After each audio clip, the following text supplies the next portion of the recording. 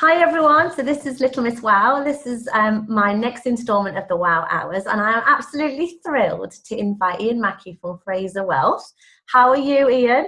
I'm good, Michelle. Lovely to see you again. Yeah, I do. So I reckon, what is it, a couple of years since I came to see you in Liverpool, weren't it? Was it Liverpool we came? It was, yeah, Liverpool, yeah. Time flies, yeah. That was nearly 2 years ago, yeah. God, that's bananas. And obviously you went through your you went through the certification process. So just for everyone's information, so Iain decided to run with the gauntlet and go for the certification to the standard. So Iain, tell me a little bit about it and what prompted you. Right, well, I joined here in 2011. So the business was set up by Paul Bocking and Kevin Gillibrand in 2004. And I used to work with them at Prudential. Yeah. Many years ago, I used to manage them. And they set up the business, and they've been trying to get me to come and manage it for a few years. And I was like, nah, I'm not. I'd actually come out of the industry, and I thought, I don't want to go back in. And they kept persisting. And in 2011, they gave me a call, and I went in and thought, wow, this is actually a good. I thought, wow, this is a good business. This is a good job. Yeah. And they wanted someone to come and manage the business while they could focus on looking after the clients, really, because they were trying to do both roles. And the thing that really prompted it at that time was one of the advisors here died quite suddenly, and he had 30 clients, £30 million under management from those clients. They were good clients, and obviously Paul and Kevin didn't want to lose them, and so they realized they had to focus on just looking after clients, get somebody to come in and look after the business for them. So that's really why they got me in. And when I came in, there was obviously it's a good business, but over the years we looked at how we could improve various aspects of it. We got Investors in People Gold Award. Yes, I remember. Yeah, which was a big one for us. 2015. We'd been Investors in People for a while, but we sort of stepped it up and great. We went for gold and we got it, which was great. We got all the advisors up to chartered standard, so setting a very high benchmark, and anybody who now is going to be joining or progressing into an advisor role here has to be at chartered level. Yeah. And we felt that probably I felt the one thing that we could probably look at improving is some of our processes. Yeah. And I thought that's the area that we just need to get better at doing. And I thought, well, the BS 8577 was the obvious way to go through that. And then you came up to Liverpool and wowed us all, Michelle. I remember leaving you that day thinking, oh my God, I think I've just blown their brains out. Like he'll never want to talk to me again. It was all too much. It was interesting because you're quite unique, I think, and when we obviously engage with firms, it's really it's quite a proud moment anyway. But what particularly struck me, which is why I wanted to do this thing with this WOW Hour with you, was you're not an advisor. Nope. Are you? I'm not. So tell everybody your role, and I suppose that the most important thing is why do you think that gives Fraser Wealth the edge, having you there as opposed to not having you there? Well, I think a lot of companies would probably struggle to go through a BS 8577 type of process without having somebody that can sort of manage that through. Yeah. It's very difficult if you're managing a business and looking after clients as well. To do both those roles to the best of your ability is very, very difficult. Yeah. And particularly if you're managing a large client bank, it's even more difficult. So I think it was just the fact that I was able to concentrate on the business and not be distracted, if you like, by clients. That sounds an awful thing to say, but no, it's true. I could focus on the business and looking at getting the business better, and therefore able to devote my time to that and bring the resources to make sure that we were able to improve our processes and go through the BS 8577. And presumably that's your role anyway. Like your role is, because your role is MD, isn't it? It is, yeah. I talk about this all the time, but you think about an MD, it's purely to just make the business awesome. There is no other job, is there? Well, hopefully we're well on the way now. You're doing good. But that's it, isn't it? That is ultimately your job. Yeah, it is. We're trying our sort of motto, if you like, is trying to be the best we can be in everything that we do. Yeah, absolutely. And so you look at each part of the business and think, okay, what can we do better? How can we improve? And I think the final big thing for us was the process side of it, and therefore BS 8577 was was the obvious step. It was a hard journey. Yeah. It was definitely not easy. Yeah. And it took a lot of time, and we made a few mistakes along the way. But I think following it, having gone through the process, and obviously we're now coming up to our first anniversary of it. It's amazing. I know, frightening. Is that I think we're in a much better shape, and I think I feel confident now to, for example, do this sort of chat. Yeah. Before I would think, well, we're not maybe where I want to be. No. But I think now we're a really good firm in every part of what we do. We're good. We can still improve some areas. Yeah. We're doing well now. Do you think, because two things that happened actually last week. So I went to the Nucleus Awards dinner. They did not awards dinner. They do like an annual conference. Yeah. I was at the dinner in the evening, and I had an advisor of quite a big firm. I can't say who it was, but he came up to me and he went, "We're just not ready for you, Michelle. Like and I think even the biggest firms are in a position where they think they're good, but they know they're not good enough." So I love the fact that Fraser brought you in as MD with no clients to look after, and your sole job was to just turn it into a business. Do you think you've succeeded in that, and you think you're well on your way to doing that? Definitely. I think it was a big risk in a way for Paul and Kevin to take. That to bring it's a very unusual model, I think, isn't it, in our industry, particularly for a firm of our size, because there's only 12 of us. Yeah. I think at the time there was 10, so we haven't grown significantly in terms of numbers. But I think we're all about quality, and I think for them it was they needed to find someone they felt they could trust to manage the business. And because I'd worked with them before, and they felt all the managers they'd worked with that they felt comfortable being able to trust me to sort of manage the business and manage the people in the business and try to be the best we can be in everything we do. And so, as I say, we've now, on the investors and people side, we've got the Gold Award, we've got your certification, we've been in the New Model Advisor Top 100 for 3 years running. Oh, it's so fab. All the advisors are chartered. That was a challenge in itself, particularly for one of the guys, but he got through it, which is fantastic. They're all ISO 22222. Yes, they are. So, whichever part of the business we look at, we're doing well. We're not, we could still do better in some areas. I think marketing we need to improve in, and that's our focus going forward. But I think now we're that comfortable with the progression that we've made and the business we've created, that we're now ready to sort of talk to more people about it and tell people how good we are. It's interesting because people say to me, like, what's the biggest benefit of going through certification? And it almost sounds like it's a cop out, but I just say confidence. Yeah. It's the biggest benefit you get out of going through any investors in people, BS, ISO, it's confidence. Because you can literally go all guns blazing now and going, we are the best, we're going to be awesome, and this is why you need to be working with us as clients. Absolutely. It is. It just gives us that extra confidence, and also to tell our professional connections. So obviously one of the things I've just talked about is want to marketing, get out to marketing more, tell people more about how good we are, is, we can now tell people all these things that we've achieved, evidence how we can say we're being the best that we can be. And I think that really resonated. We had a meeting last week with a firm of solicitors and a couple of corporate lawyers. They were really impressed, I think, with some of the achievements. So it does give you confidence, Michelle. You're absolutely right. Well, and also, if they're lining you up against two other firms in terms of who do we want to partner up with, you'll win hands down. I hope so. Because the thing is as well, see, the law firms have their equivalent of BS and ISO, which is an Excel. Yeah. If you're on that common footing anyway. Yeah. Well, keep us posted. I'd love to know how you get on. Well, that's the plan this year. Is to we've all always really got most of our new businesses come from our client referrals, and we're very good at that. But we don't get volume. But then we're not after volume. Get quality, don't you? Yeah.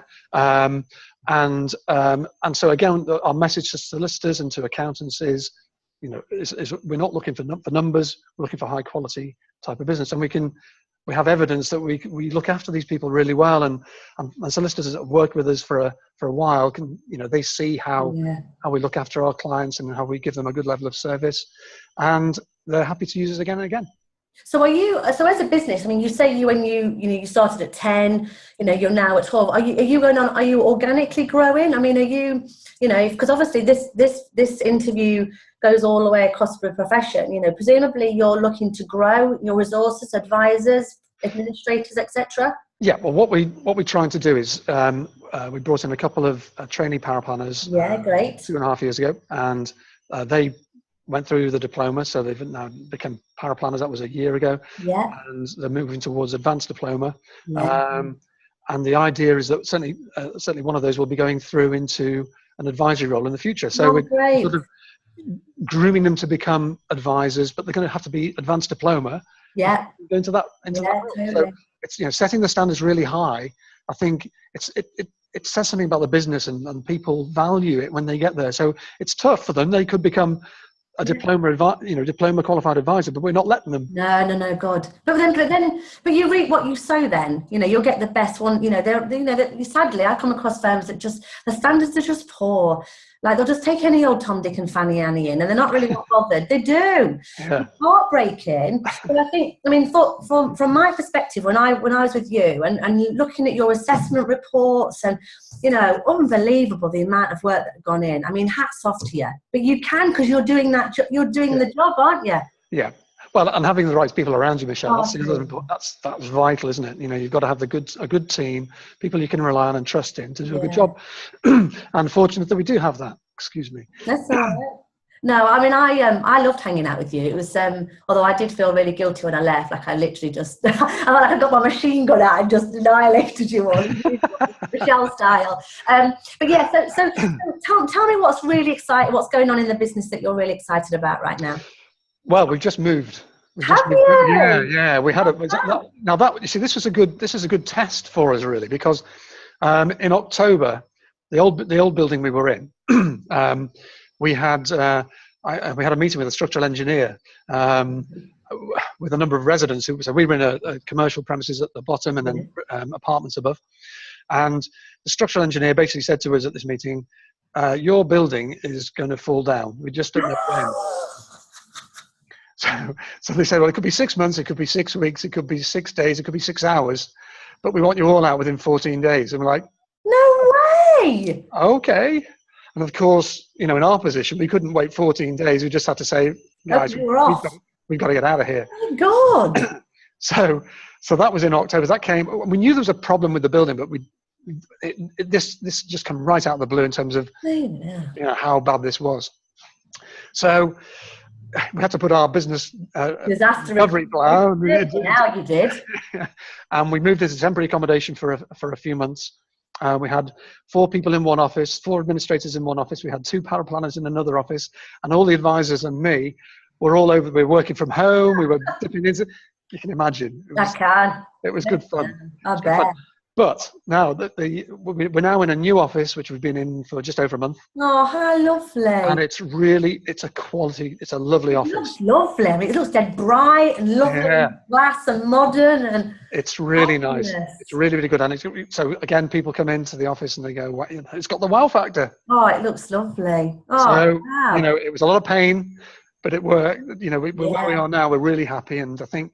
So that's been exciting to come in here and feel like, wow, it's a new fresh start again. It's great. I always say, like, when we do work with firms, like we always say almost like create a new start day. Like pretend you're going to relaunch the business on January the 1st, or imagine you're literally going to fire everybody and start from scratch. But when you move offices, it's almost like you've got a brand new business, isn't it? It's bizarre. It is, and it's been weird. I mean, I don't know whether this is just coincidence, but we have suddenly gone like, whoa, all these new clients are coming at us from all over the place. It's like, flipping heck, something's happening here. I know. I think it's an important point, like, because again, I go into firms and some of the offices I've been in they're just dire. Like, there's not a wow element to any of them. And it was funny because last week I was doing I'm doing this bank hall tour. We're doing 5 weeks, 13 towns across the UK. Yeah. And Steve Gazzard, obviously he's been in the press this week because he's leaving Sesame Bank Hall. This is interesting. And he said, I can almost sense before I've even got to the front door when I'm walking into an office that Michelle's been in. And I sat there and I was like, I feel really quite emotional about that. But so how important do you think a decent, sparkly, like, wow office is? Like, really, now you've experienced the other side. Well, we had a nice office before, don't get me wrong. This is just a step up. And, our best clients come in and they think, it's great. And new prospective clients come in and they can't fail but to be impressed by it. You know, it's really nice. And everyone who's been in here thinks it's really good. It's a really nice surrounding, and you must feel better working there. Like it seems really bright and just fresh looking. It is. It's great. It cost us a lot of money that we hadn't budgeted for this year, obviously, because we weren't expected to leave our office. But so it's another investment in the business, if you like, for the future. And yeah, we're as I say, it's great. Yeah, half fab. And how are the team? The team are good. You know, it's important, as I said, to have the right people around you, and I feel very fortunate that we have, you know, a good team, a settled team, and they're all, you know, they're good at the jobs and very busy at the moment. So we've got, at the moment we manage 180 million pounds. Yeah. We've got another 20 million about to land. Oh my gosh. So we're going to break through the 200 million barrier, which is going to be a great achievement, obviously. But we've got a load more new clients coming on as well. So it's really busy. Yeah, well, activity breeds activity, doesn't it? They say. So through this process, did you lose any staff along the way? Has there been kind of, as your business has evolved? Because often, you know, when firms kind of evolve a bit and change a bit, there's some people that are like, I just can't handle it. Did you lose anybody, or did you bring any changes? Well, before we started BS 8577, no, it's the same team. Good. So pretty cool, I have to say. Yeah, we had the same thing, but they're all developing, so they've got more experience. Obviously, in the last 12 months, going through this whole process was a big test for a number of people. Yeah. But we've come through it really well. So, you know, before we had the actual certification, I was sort of a bit nervous. You know, have we done enough? Will we get through? You know, I'm always, because I set such high standards for myself. I'm a bit of a perfectionist. I know you are. So it's sometimes sort of, you know, have we done enough? Come on, team, get them. They're on the way. They're coming to assess us. Get cracking. But yeah, so it was a big challenge, but it was a huge relief, and as you said, a big confidence thing when we got through it. But now I feel that post it, we've improved again. We've improved on where we were a year ago. Yeah. So we've brought in Kevin's daughter. Actually has a background in sort of quality. Oh yeah, fab. Yep. So we've brought her in, and she's working. She does some quality work for me. Oh, wicked. Looking at Tom's and going through that every single month and making sure it's all up to date, and it's great. So, you know, feel like we've really, you know, built on it. Well, you remember when I mean, I would say this to people, but when we assess you originally, what we're looking for is what we call a system in its infancy. So it's like the embryonic stages of something that's going to be amazing. So, you know, the TOMS that you just mentioned there, for everyone else that doesn't understand code, is the operations management system. So it's like the operational procedures, the business Bible, you know, almost like the Fraser Wealth Book of Knowledge, if you like. So you only know what you kind of do that because you only know what you know. But then when you start embedding that in, it just gets better and better and better. People don't understand that. It's really hard unless you do it. Yeah. But you know what I mean now, don't you? Yeah, because I think it forces, because once you've gone through it, you can't just go, oh, great, we've done it now. No. Take a step back, breathe, and let's go and do something else. It's a living, breathing thing, isn't it? And you have to think about, okay, what do we now need to do to keep this level and improve on it and build on it? And so we you know, now, because I was doing that sort of role for the first few months, and then we brought Lisa in because of her background. She's brilliant. She's attention to detail is good, so therefore, you know, she's just making it happen, really. I say, I mean, you know, talking about Lisa, I'm glad you've mentioned her, because, you know, I say that, you know, to work in financial services, to be an advisor or to have anything to do with this job, you have to love this job, right? I think to be in a Lisa role where, you know, quality, accuracy, processes, it's like midwifery. It's like a calling. You just love it. It's not something you can just go, nah, not bothered, whatever. I'm not bothered. Whack a process and see it, you know, hope it lands all right. It's like an obsession. She's obsessed, isn't she? It's great. It's great. And she's good, so she keeps me on my toes as well. So I've got to make sure I maintain my high standards, which is good. It's good, you know. You need somebody like that, don't you, to sort of totally do. You know, hold you to account. And I do it from afar. She does it. She's like the version of me in turn. Well, she sits right opposite me, so I've got no hiding place. She's like staring at you. She's watching your pupils dilate when you're lying to her. Have you done that, Ian? Yes. your eyeballs. Oh, man. I'm really pleased. I'm really glad. I mean, that day we had together, I thought was fabulous, and I could almost see you in particular was like soaking it all up. It was like, come on, keep going. Well, Michelle, when you walk in the room, you just everything just brightens up, and oh, bless. well, you do, and you're so good at what you do, and you have such enthusiasm. I love it. And that is infectious with other people, and that's what I like. It. Thank you so much. It's quite difficult because it's interesting, and this is going to almost criticise every financial advisor that I know, right? But whatever. I mean, so honestly, so my daughter's been watching The Trolls, right, the new movie, and this Poppy who's bright pink with pink spiky hair, and she's dead happy all the time, and everything's all glittery. And then there's the Bergens who just walk around like this. So I try and do a bit of Poppy effect. If I'm going to change my Facebook profile picture to Poppy from The Trolls. But yeah, I mean, I think. You and I could do this for flipping hours and talk about how amazing processes are and how important it is to have an MD. But in summary, like, what would you say to a business? Because I have this. Sorry, I'm waffling. What I was going to say was, I have this situation where I literally, my whole purpose for everything I do, as you know, we've spoken about this before, is to turn a bunch of professional firms into businesses. Proper big boy, big girl, grown-up businesses that behave like businesses, work like businesses, and function like businesses. Yeah. Like, just summarise for me, like, what I mean, but from your perspective. Like, put it into normal people's language. Well, I think for me, most IFA firms typically will have a managing director or directors they're all advisors. Yeah, absolutely.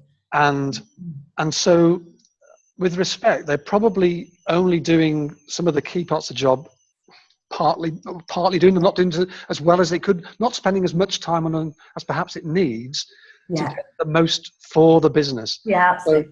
So, obviously they have to focus more on looking after the clients. That's what pays the bills at the end of the day, is the relationship you have with clients. Yeah.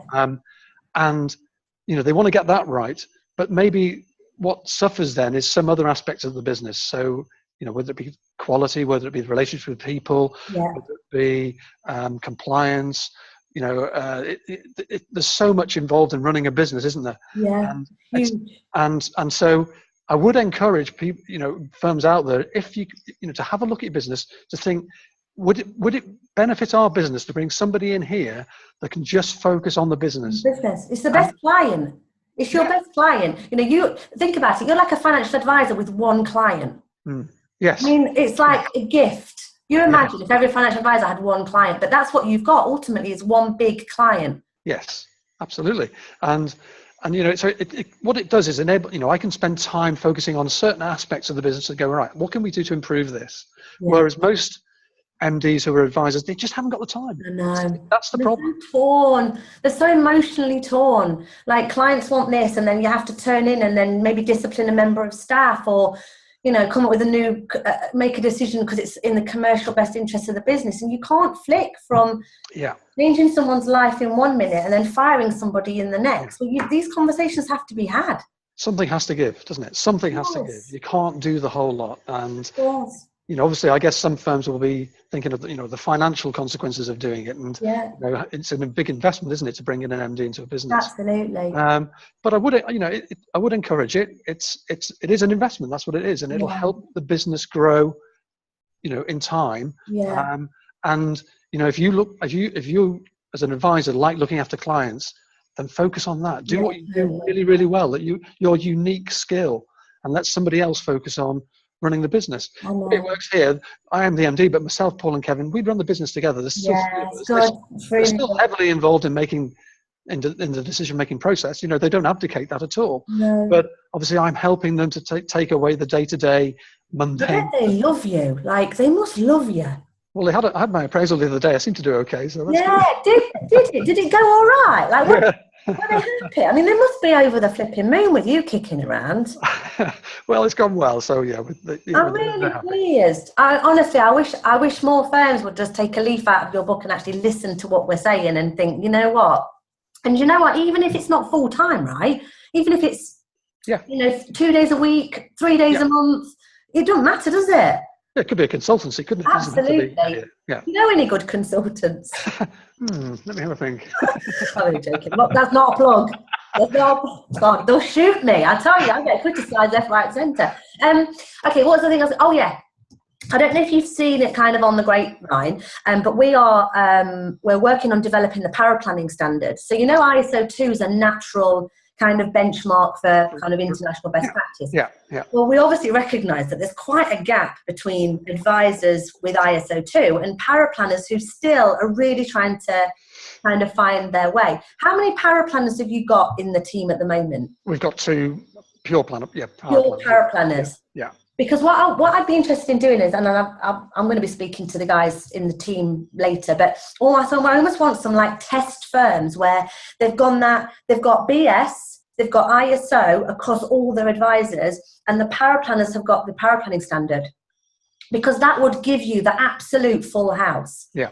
So maybe when the power planning standards it's all being done at the moment. I've got an amazing committee that's drafting it from across the whole scope of financial service, which is fab. Yeah. But actually almost seeing how using you as almost like not a guinea pig quite, but then when we sweep you up for your next assessments, which will probably be the next round, see if we can incorporate the power planning standard into the process. It makes sense. Such a big part of the job, isn't it? Power planning, and absolutely. We want to make sure people are doing it right. So we're obviously developing them through their exams, and that's sort of. But we're also developing them with a view to becoming an advisor. So they're sitting in client meetings. They're observing the process. We use lifestyle financial planning. They're observing that process in action. They're practicing it in training meetings that we have with them. So we're working on developing their skills to become advisors and developing their skills in terms of or the qualification levels. But there's how do we benchmark them as a power planner? How effective? It's almost like I feel like the power planning standard piece is almost like is another one of those missing links, because your advisors are awesome, but there really is only as awesome as the power planners and the support that support them. Yeah, absolutely. Of course they are. Yeah, it'd be interesting. I'll speak to Dee and we'll get you wrapped up into that whole thing when the time's right. So listen, Iain, it's been absolutely. I think you're amazing. I loved having the time with you. I genuinely did. And I think I love the fact that you are that role and that's what you do. And you can bring all that stuff to the business that just most businesses, hands down, have just not got a chance in hell of doing it, because they've not got. So awesome job. So thank you so much for doing this. Wow. Absolute pleasure, Michelle. I think this is probably one of those ones where people will want to see more installments. The Mackie trilogy. It's going to be one of them. Like, it's like, well, how did he do? Did he get that solicitor? Did he get the partnership with the solicitor? Sometimes I get them. I get phone calls going, so how did they get on? Like, what happened? It's like heavy fenders. Brilliant. Continue. It's been an absolute pleasure. I think you're absolutely amazing. Obviously, this is going to go out to the whole of financial services and whoever watches it. Is there anything you want to say in terms of, you're looking to recruit, you're looking to grow? What we're looking at the moment is we're looking to. The next phase is really to bring the power planners through into a trainee advisor role, to say. So we then will need another power planner. So we'll be looking to build our power planner up. I think for us the way we need to move forward now is to do more work in marketing to bring in more new clients for those new advisors. That's what we're focusing on. New advisors, chartered level. That's how we're going to grow from now. With clients or without? Do you want them to come with clients or without, or don't you mind? What, coming from externally, do you mean? Well, unfortunately, because we only have a small client bank, we only look after 200 clients. God, that's amazing.